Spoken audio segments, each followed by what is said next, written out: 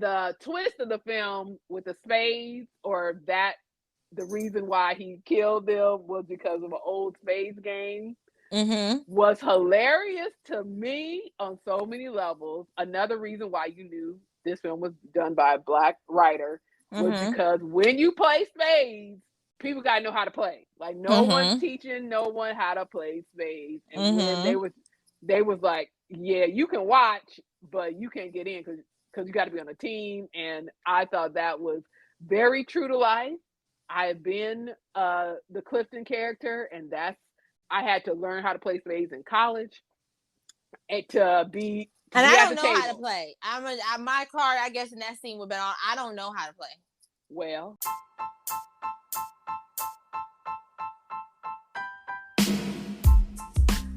this is Shh Grown Folks Talking. I'm your host, CK Seasit, with my guest Sherelle. Today, we review The Blackening. The movie centers around 7 Black friends who rent an Airbnb in the woods.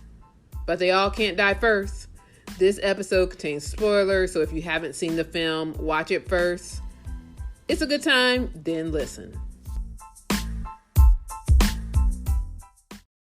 Welcome back to Shh Grown Folks Talking. This is Sherelle. I'm your host, CK Seasit. We're going to jump right into it and talk about The Blackening. And our viewing of The Blackening is unique because we went to a screening about a month ago, I feel like. Yes. And saw this film when nobody was talking about it, and now it drops this weekend.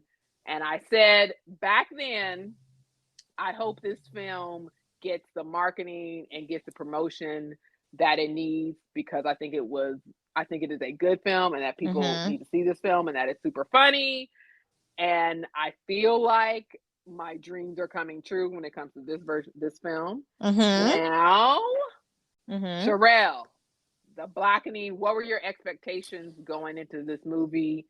And then, per usual, what do you think overall? Looking at the trailer, I knew it was going to be fun. Like, I knew it was going to be something for the culture. Just looking at the trailer, I knew when it came to just the overall vibe of that they were trying to set. Looking at the trailer, I felt like it was going to be a good vibe. Now, the actual storyline killing part of the situation, that's where I was like, we'll see what that's like what they really talking about.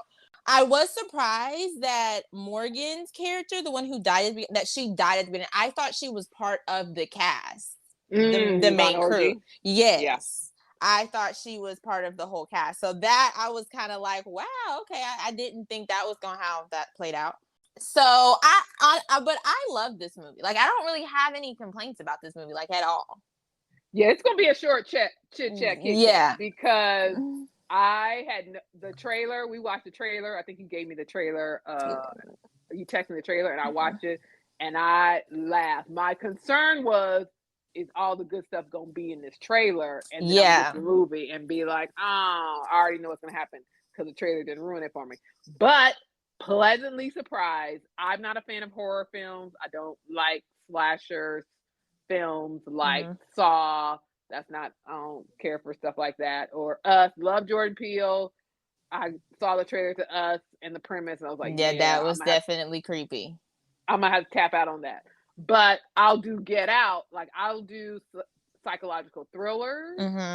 Like Get Out, even though I was hesitant, but I was like, I'm going to give it a chance. And it was fine. Like, I was fine. And this movie gave me Scream and A Different World mashed up together. Yeah. With the social commentary of Get Out, that would be The Blackening. And so the comedy was so good, and the jokes was coming off, that the horror aspect was it wasn't anything where I could watch anything that's going to keep me up at night, or anything that's going to linger with me. I'm going to be laughing and thinking about the overall theme of the film. So I enjoyed it immensely. I didn't know what was going to happen when I saw it the first time, and even I rewatched it recently. Even the second time, I was like, oh yeah, that's right. And the runtime, it's like 1:38. It's under 2 hours. I was just like, we got in, we set the tone, they started killing folks at the beginning, very much a la Scream. It rewrote how horror film worked, where you killing off the main star in the beginning. The famous scene is with Drew Barrymore. She's answering the phone, and then she gets killed before the credits roll. And they paid homage to that with Yvonne Orji and Jay Farrow, who I would say of the cast, they're the biggest names in this cast. She was like, is anyone in there? And then she goes, oh, deeper, I gotta use a deeper voice. Is anyone over there? Whatever she says. And then I was like, she got God. She got God so soon. And Jay Farrow, he got with the arrow. So I will say the backstory for this was it was written by Tracy Oliver and Dwayne. Oh, I got his name right. Dwayne Perkins. Thank you. Dwayne Perkins, who he plays Dwayne in the film, a Black queer character. And it started off as a sketch from his comedy troupe. It was a sketch, and then it got expanded into a film. And Yvonne Orji, she saw the sketch first, and later she was in an interview in the Breakfast Club, and she said, and then a little later she got a call to be in the film, and she was like, absolutely sign me up. So the overall theme of this film, which is why I think it's for the culture, because it's Black, Black, Black, Black, is there's no one way to be Black in America. Yes. And yes. And yes. Go ahead. There's no one way.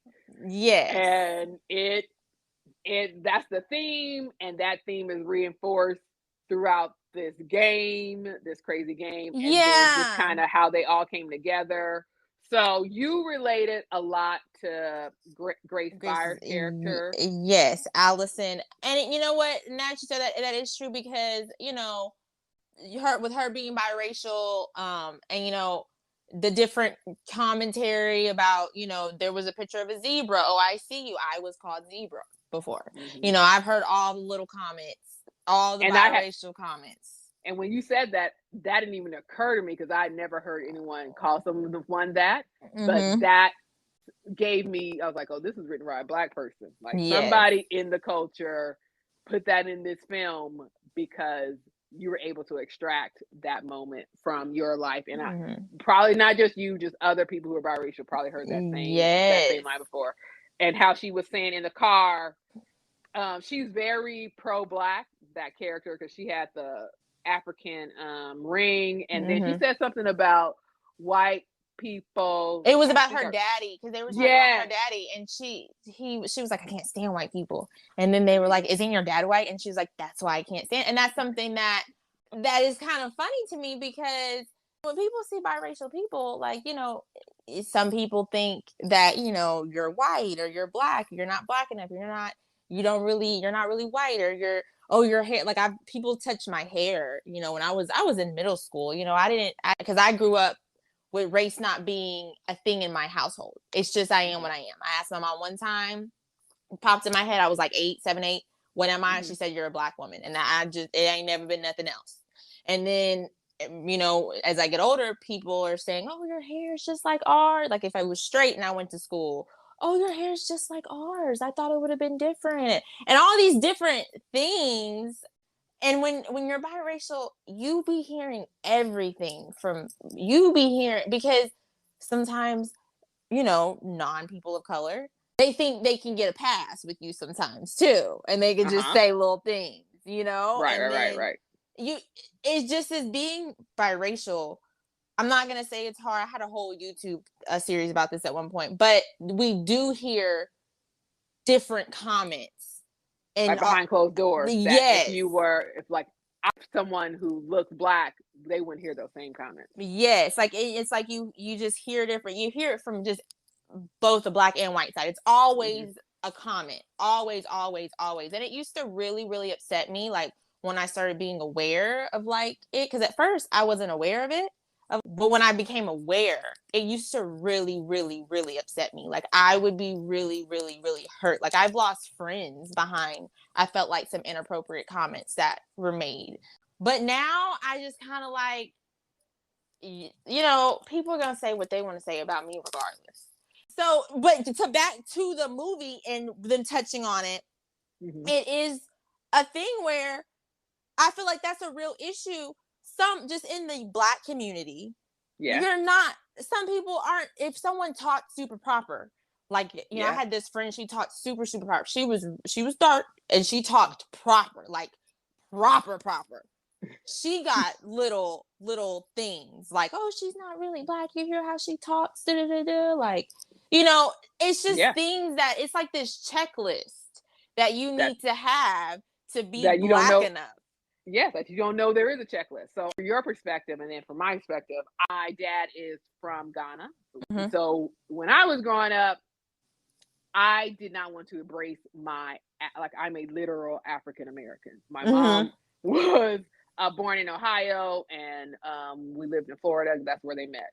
So I was very much aware of my African side, where my middle name is Ghanaian. And I didn't embrace it at all in my middle school, high school. It really wasn't until college till I would tell people what my Ghanaian name, I would translate it.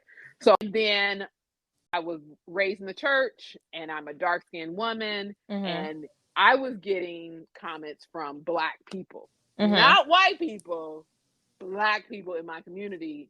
One moment I was in the choir, and one person, a friend of mine, he was like, you're 11:59.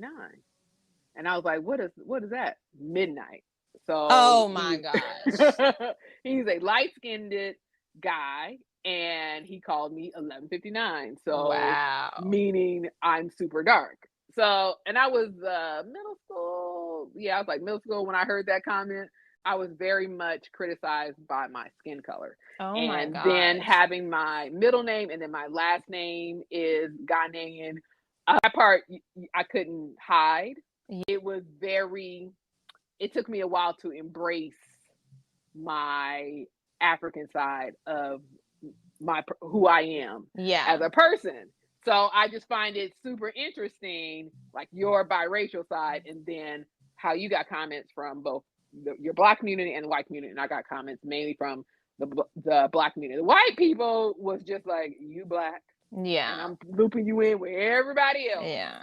And it's like I heard comments, you know, you're pretty for a Black girl. And then if I go to a friend and be like, you know, this really upsets me. Like, why can't I just be pretty?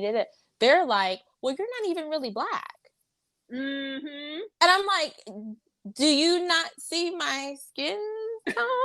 Like, did y'all not see my mom? Like, I literally said, and sorry if this is too vulgar, I literally at my first station got into it with someone because they said I was not Black. And I said, do you want me to call my mom and ask how many stitches she had when I came out of her? We can call her right now, because she, you know, if we need a conversation about it, because like literally it used to like literally keep me up at night. Like it was like an issue for me for a good period. It just is sad. Like even you, like it's just it's a whole issue. It's like, you know, no outside forces, right? You know, white people, but it's like there's an issue. There isn't like nobody is good enough. It's like people be putting themselves on this pedestal to just be the cultures of the culture, and everybody else, unless you check off these things on their checklist that they made up, you're not in. Right. That we communities rank in themselves. Seem like a ranking system, or you're not good enough, so or something's wrong with you. Yes, you're and you're not 100%. Yes, and I had a close friend. She was my best friend. I loved her so much. One of my college best friends.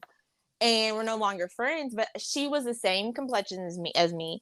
She permed her hair. I didn't know she was perming her hair. I thought her hair was naturally like that. And I thought when I initially met her, I thought she was biracial. She ended up saying she wasn't, you know, when we got closer to talking. And she would always ask me questions about me being biracial. Like she didn't understand how I was half Black and half white, but identified as Black.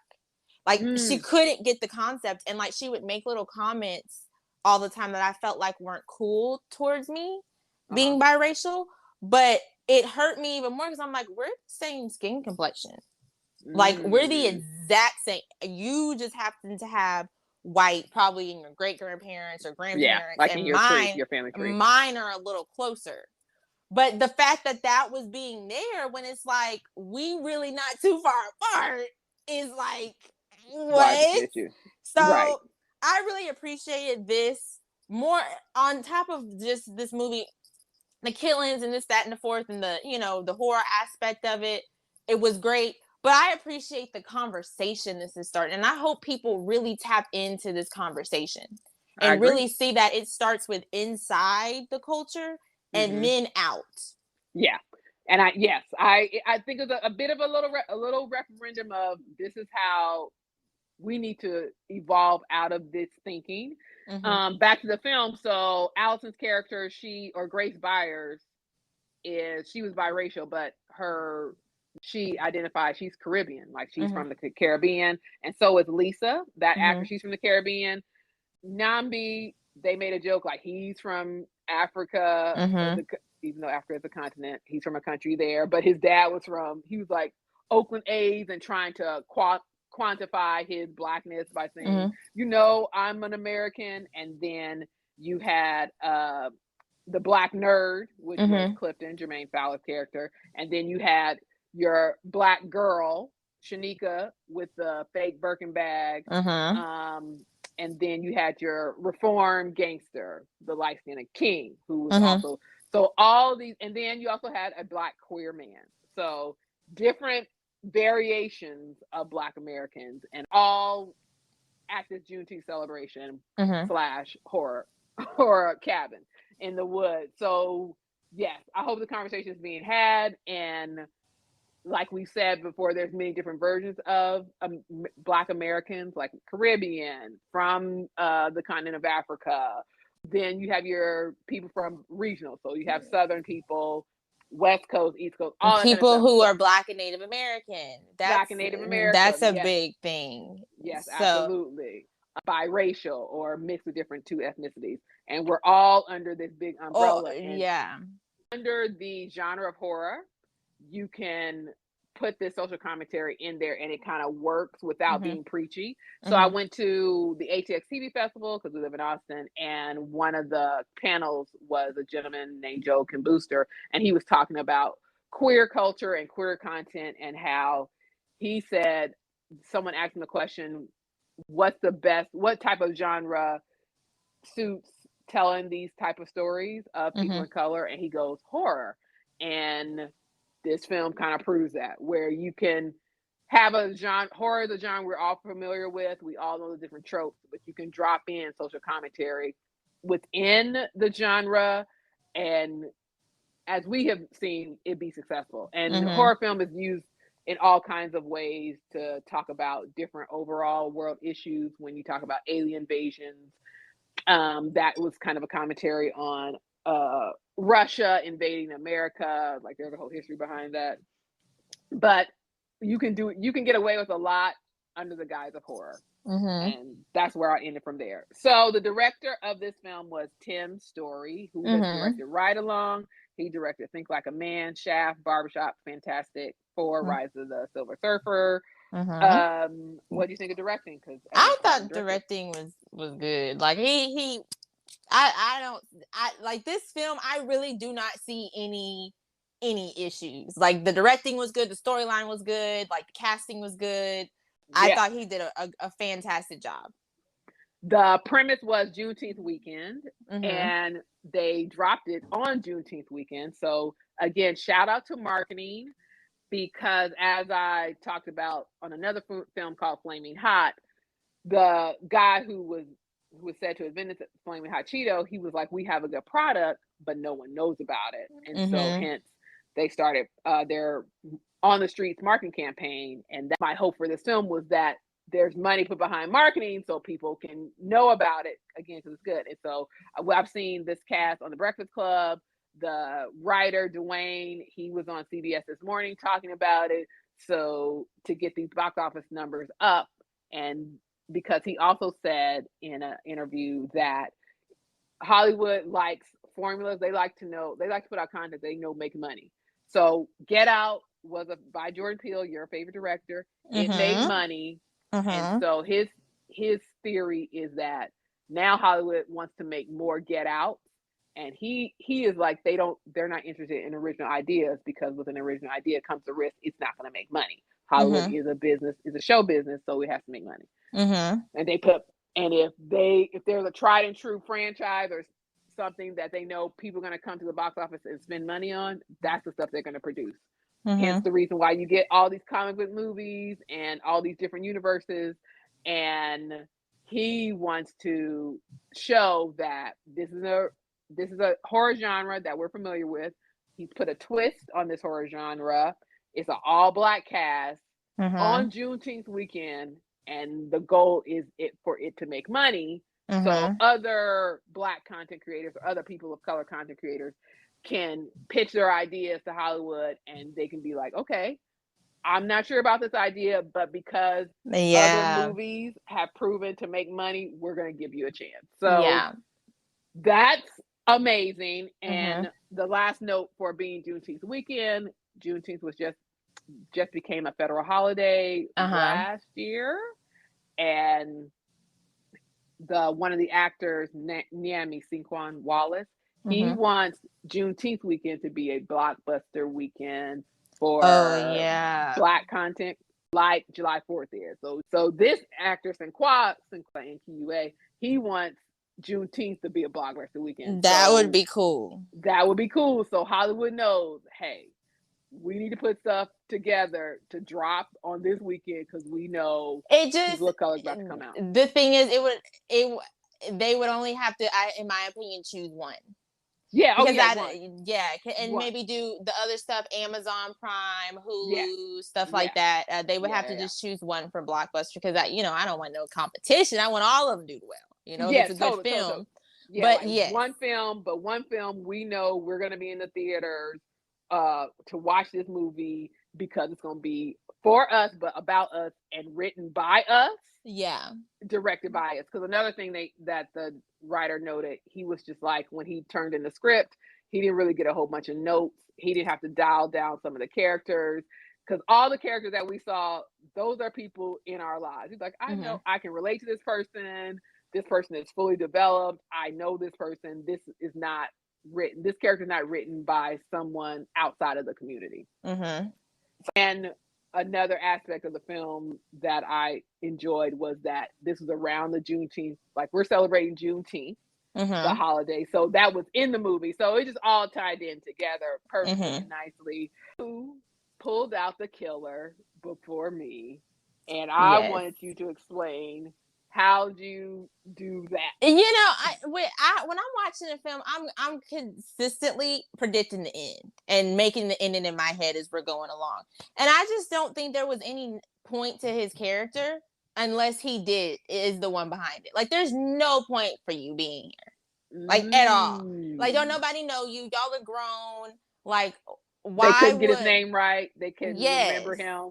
And it's like, why would she, like, the who, what Molly, was her, yeah. Morgan? Morgan, yeah, right, Morgan. Why would Morgan invite someone like that, that y'all aren't very close with, and not let y'all know y'all won't be sharing quarters with him? When it comes to Namandi, I think that's how you say his name. Yeah. Mom.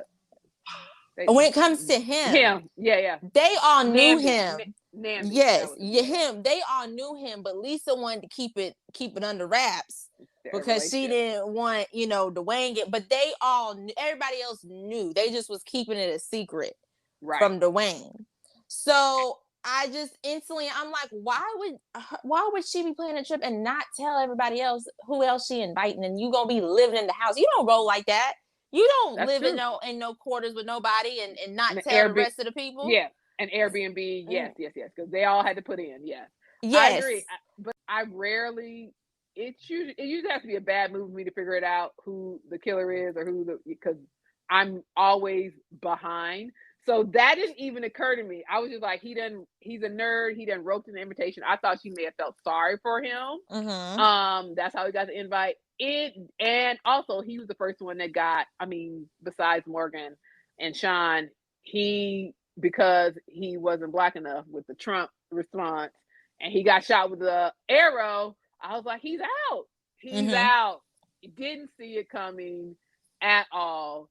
Super smart. And the twist of the film with the spades, or that the reason why he killed them was because of an old spades game, was hilarious to me on so many levels. Another reason why you knew this film was done by a Black writer was because when you play spades, people gotta know how to play. Like, no one's teaching no one how to play spades. And when they was like, yeah, you can watch, but you can't get in because you got to be on a team. And I thought that was very true to life. I have been the Clifton character, and I had to learn how to play spades in college, and to be and I don't know how to play. My card, I guess, in that scene would be on. I don't know how to play. Well, that's why we are friends. We will have a spades tutorial. We will have a spades. Yeah, we do a you're not alone. Or a YouTube video, because I don't like. It's just, and then also like my family, we weren't big on family reunions. So me either. So I only learned from college. Okay, and then that just is not like, with the phones and the social media and stuff. That's just not something we're sitting around doing. We're playing Uno, or that's it, Uno. That's about it. So yes. I See You and I Raise You. My sister, we were having this conversation as well, and we were like, those type of familiar, gather around the table, hanging out outdoors, picnics and stuff like that. We don't do that. We're all inside. We're using computers and everything. And traditions like spades, dominoes, biz whiz, all that stuff is slowly dying, and it's up to the community to pass those things along to the next generation, as well as other like music and all the other things, but communal stuff like that. So me and my sister was like, we got to teach these. She has 2 boys, and they learn how to play spades. Now they are 5 and 9. When they get to school, they're going to be knowing how to play spades and dominoes. And when they were talking across the table, the whole internal monologue, that was cute. And they brought it back around at the end with Clifton, where he was like, go high, no, go low. And then Clifton goes, you done effed up. I thought this movie was and the part hilarious. that got me like, this is really funny. Like, this is really, is when Shorty was on drugs in the woods. Ma'am. That was funny, because that was something that I'm like, this is really, really, really funny, because this scene is supposed to be intense. And Shorty can't even take this scene serious. She in the woods, but she just floating on a cloud, honestly. And they tried to get so when I rewatched it, Allison, she was in the cloud thing, and they were trying to get her because the dude was trying to kill him. And then he goes, you got the Rosa Parks shirt, and she sat down. And then Allison goes, that was kind of the point. And then the other lady, Shanika gives her a pep talk, and she goes, you want to be somebody, you better wake up and pay attention. And that quote is from Sister Act. Like, I had to look it up. And I was like, oh. Yeah. I didn't catch it the first time. I had to go back and be like, oh, nice. And that helped her become a warrior woman. Also note that it was Black women who two Black women end up being the hero. Lisa killed the one dude, and the scene is where, why does Black women always have to save the day? And then Allison killed the other dude, and then the Black queer man killed Clifton. So characters you don't see saving the day in a normal horror movie, it's usually the guy. Yeah. So twisting the genre on that aspect as well. It was 10 out of 10. Yeah, it was a 10 out of 10 for me. There was nothing wrong with it. And I feel like this right here, Dwayne Perkins, this right here gonna shoot him up all the way. Absolutely. He's finna be set. Absolutely. Because that was a great film. Great film. And let me look up the budget, because so far they made $900,000. The budget was $5 million. So they made $900,000 so far, and it's the opening week. So that's just, opening weekend plus the pre-screenings. So we'll know the final numbers Monday. Probably, yeah. And if they can come in the top 10 of the box office, then that would be great. Horror films and the way this horror film is set up, it's one of those movies where you're going to be yelling at the screen when they want you to. The characters are smart, like they're not doing stupid. Like when they go, we need to. They like, don't say it, don't say it. You know, we need to split up. We need to split up. So I love how they know the artist is smart, and they have seen. We've all seen the movies, horror movies before, and we know when people split up, that's how the killers get to them. So I love how they twisted that trope on its head, making the film even more smart, where you're just like, so as an audience member, you're just like, don't do it. So cool. It's a communal movie, and they were saying in an interview they want this movie to be played over like every Juneteenth. You put in this movie at your Juneteenth celebration every year. So kind of hoping it becomes kind of a classic film in that aspect. And I agree. I agree. Do you think they made room for a sequel? Of course. I definitely do think they made. I think it should be something, if I was on the writing team, I would suggest it maybe being like a wedding or something, and it being like the bachelor party or something like that, and bachelor and bachelorette party, a getaway, and Clifton's not really dead, so he hears about so he hears about a getaway, so he tries to think of a new game or a new something. It has to be. It's not going to be a game because they're not even going to play it. They're not even going to open it. Yeah. If they see some game. So it has like, to be. No. But the first joke could be a game. Like it could be like a regular game. And they're like, nah, we not playing no games at this event. We know what happened. And then they have to do something else together in order to survive. I completely agree. Yeah. But and it can be called, give it some time. And I definitely think it should be called the something-ing. Yeah. Like the, I don't know, something-ing. Something-ing. Come on. Yeah. Dwayne. I definitely think, it has legs. Yeah, or the something-ing, and then below it, Blackening Part 2. Something, I don't know. Something, But I definitely like the cast. I definitely liked with the message, and I want this to continue. I do. Yeah. I really do. I like the rise and the spike in the Black horror, and it highlighting Black people as well as telling a horror story and not killing off a Black person. I love this. Another trope that they upended, where they all Black, so who's gonna die first? So there you have it. All right, so like we said, that was quick and short. Thanks so much, Sherelle. Yeah. The Blackening, go see it. Get them numbers up. We'll talk later.